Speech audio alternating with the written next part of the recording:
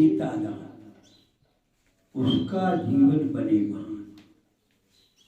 जो भक्ति से करता दान उसका जीवन बने महान।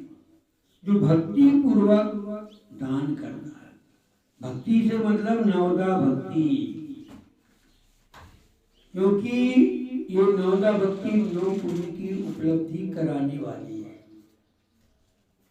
नौ पुण्य प्रतिपत्ति, नौ पुण्यों की उत्पत्ति कराने वाली नवदा भक्ति है, जो नौ केवल लब्धियों को उपलब्ध कराने वाली है। वो नौ अंगी पूजा है। पूजा में भी नौ अंग हैं, जो नौ केवल लब्धियों को उपलब्ध कराने वाली होती है, और नवदा भक्ति नौ पुण्यों को प्राप्त कराने वाली होती है। तो जो भक्ति पूर्वक दान करता है वह महान पद को प्राप्त होता है, क्योंकि जो भक्ति से करता दान या देता दान उसका जीवन बनेगा, उसका जीवन महान हो जाता है। देखो राजा श्रेयांश ने भक्ति पूर्वक दान दिया तो आज भी उनका नाम लिया जाता है। अक्षय तृतीया पर्व उसी दान का ही परिणाम है कि नवदा भक्ति पूर्वक जो दान दिया गया था उसका ही प्रचार है, या उसका ही ये अक्षय तृतीया पर्व है। क्योंकि दान तो सबने दिया, देते हैं, लेकिन नवदा भक्ति पूर्वक दिया जाए उसका ही महत्व होता है। क्योंकि आचार्य भगवंत कहते हैं 7 गुण से सहित होकर के 5 दूषणों को त्याग करके 5 भूषणों के साथ जो नवदा भक्ति पूर्वक दान दिया जाता है वही दान सर्वश्रेष्ठ दान कहलाता है।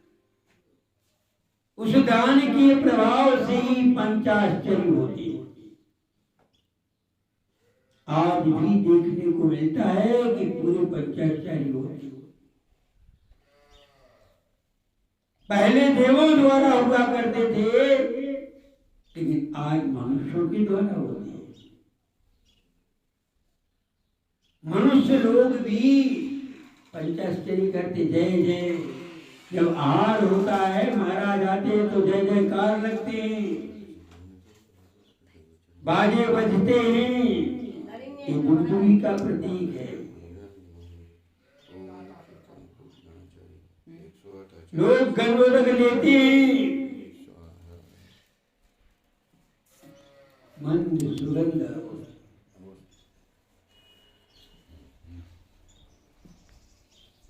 बयान होती है। लोग दान देते हैं, जय जयकार की धुनी करते हैं, अहो वाह अहो वाह।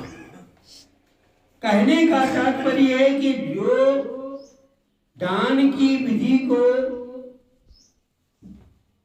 नवदा भक्ति के साथ संपन्न करता है। नवदा भक्ति जानते हो कौन कौन सी? सबसे पहले प्रतिग्रहण, जिसको कि आजकल लोग कहते पड़गान। साधु को देख करके, अतिथि को देख करके प्रमुदित होकर के हे स्वामी सत्मुख से जो निकलता है वही है प्रतिग्रहण। फिर यदि वो रुक जाते हैं, आपका आहार स्वीकार करने के लिए तैयार हो जाते हैं, तो फिर दूसरी भक्ति होती पाद प्रक्षाल। क्योंकि अपने पाद जो प्रक्षाल किए, यानी अपने कर्मों को ही प्रक्षाल कर लिया, अपने स्वरूप को ही प्रक्षालित कर लिया तो पाद प्रक्षाल की बाद तीसरी भक्ति होती है कौन सी? उच्चासन। यही कहना चाहिए, उच्चासन पर रख लीजिए, पाद प्रक्षाल बाद। उच्चासन पाद प्रक्षालन, इसके बाद जो है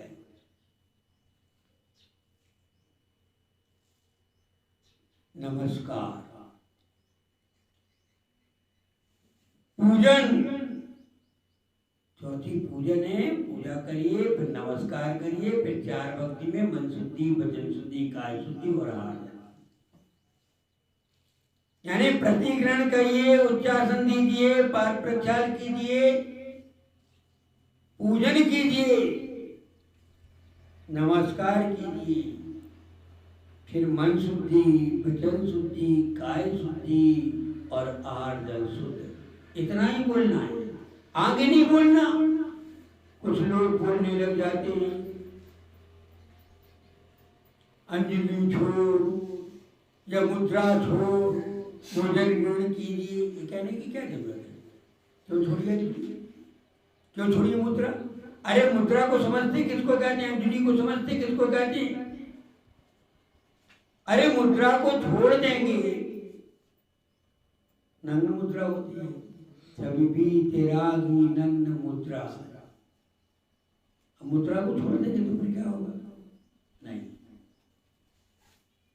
कोई कहेगा कि ये मुद्रा नहीं है, ये संकेत है। क्या है? ये संकेत की भाषा है। जैसे जब शेर शिकार करता है तो उसके शिकार करने का संकेत ऐसी कुछ हो जाती है, ऐसे ही मैं आहार को निकल रहा हूं, ये संकेत, आहार को निकला हूं, ये मुनिराज का संकेत है। जैसे आपको जब प्यास लगती है, अब संकेत रूप में आपको कहना है, क्योंकि अगर आप मुझसे बोलोगे कोई भाषा भेद होगा, नहीं समझेगा, तो उसके लिए संकेत सर्वर से चलता है, ऐसा कर दीजिए। तो क्या हो गया? ये संकेत है कि मुझे पानी चाहिए, मुझे प्यास लगी। ऐसे ही मैं आहार को निकला हूं, ये संकेत है। जैसे गुरुओं के सामने जाकर के ऐसा कर दिया, ऐसा कर दिया, इसका मतलब क्या समझ जाते हैं कि लघुसन का जा रहा। ऐसा कर दिया तो क्या होता है? सोच जा रहा। गुरु महाराज समझ जाते हैं, लोग भी समझ जाते हैं, ये संकेत है। अगर बोलोगे डिस्टर्ब हो। तो ऐसे ही मुनिराज जब निकलते हैं तो संकेत उनका होता है। आगे का लोग ऐसा कर लेते हैं, इस तरह से संकेत करती हैं, या फिर कई तो फिर ऐसे कर लेती हैं, ऐसा बांध लेते, वो उनका संकेत है। जब चलती है, जब ऐसा नहीं करके चलती है, छुल्लक जी को महाराज कौन सा इसी तरह से कर लेते हैं, उंगलियों को ऐसा कर लिया तो उनका संकेत। कोई करे तो जब एक में कमंडल पकड़ ले, एक में तो इस तरह से जो है वह संकेत मुद्रा है। और संकेत मुद्रा में, संकेत मुद्रा में क्या होगा कि आहार को निकले हैं, इसकी जानकारी श्रावकों को हो जाएगी। और फिर वो जो है श्रावक लोगों ने स्वामी कहेंगे। और अगर ये मुद्रा नहीं दिखेगी या फिर ऐसे चलेगी, एक हाथ में पीछे, एक हाथ में कमंडल लेके चलेगी, और जैसे ही श्रावक दिखे, जैसे ही विधि हुई प्यार करना, तो फिर ऐसे करो। दोनों विधियां हैं, एक तो मंदिर से ही या वन से ही ऐसा लगा के चलेंगे, लेकिन ये विधि भी है, एक हाथ में कमंडल एक हाथ में पिट्ठी लेकर के चलेंगे, लेकिन जैसे ही पढ़ेंगे उसी समय अपनी मुद्रा कर लेंगे। और वहां जाकर के जब वो पाठगान करके उच्चासन दे देगा, पाठ प्रक्षाल कर देगा, पूजन और नमन कर देगा, फिर वो बोलेगा, क्योंकि ये तो हमारे बाहर भी हो जाएगी, कहीं भी हो जाएगी, इसके बाद बोलेगा मन शुद्धि, वचन शुद्धि, काय शुद्धि, आहार जल शुद्धि। तो अब जहां खड़े होना है, जो स्थान आपको उपयुक्त लगता है, जिस स्थान में श्रावक को, साधु को, देने वालों को सुविधा होगी, उस स्थान पर खड़े हो और वहां पर अपनी सिद्ध भक्ति करके ये कहलाती अंजलि। क्या होती है? ये अंजलि है। अब आप अंजलि छोड़ दो, छुड़वा दोगे तो क्या होगा? अंजलि छोड़, अरे इसको छोड़ देंगे तो क्या होगा? तो अंजलि छोड़िए, बोलने की जरूरत ही नहीं। नवदा भक्ति में आर्जन शुद्ध, बस इतना कहना। अब हमको क्या करना है, तुमको क्या करना, करिए। और वो थाली में जो कुछ उचित है उसको स्वीकार कर लेंगे, और जो नहीं उचित है उसको बाहर करवा देंगे, उस समय वो अपने 7 गुणों को संपन्न करना है। अब उसको 7 गुण दर्शाना है। श्रद्धा, क्योंकि श्रद्धा तो पहले ही थी। जब उसने जान न पहचान, देखा नहीं, समझा नहीं, बस हे स्वामी शब्द निकला, ये श्रद्धा का प्रतीक है।